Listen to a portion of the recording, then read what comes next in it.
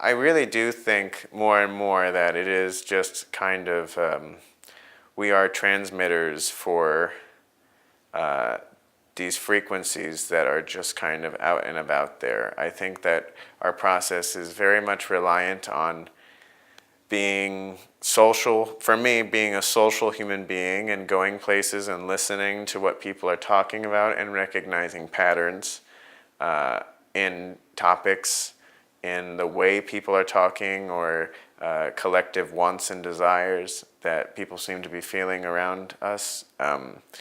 And then mixing that with the time to meditate and contemplate and let those ideas coalesce. You know, for the past month, I feel like the creation of these next batches of stories, there's a bunch of ideas kind of floating in this kind of blank space, and it's like how planets form. They just crash together and make these rocks, and then eventually they turn into these nice spherical complex organisms.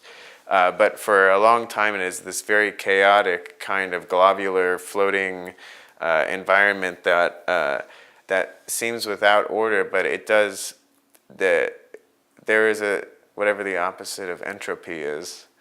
It happens both ways, you know.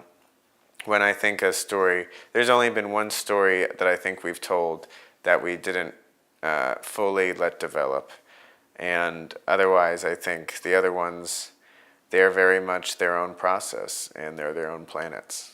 And we were happy to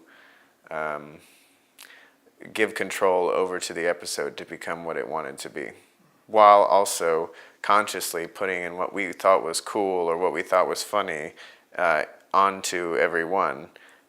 They spoke to us as much as we spoke to them. And there are a bunch of episodes where it's not cool, it's not what we think is cool, or we wouldn't hang out with the person who we're profiling or any of that. But we recognize that that is like the crop that you have to put in your field that you don't want to, but it's going to make the soil better. I love metaphors. That's why I was like, yeah, let's do this. I like a metaphor. Yeah.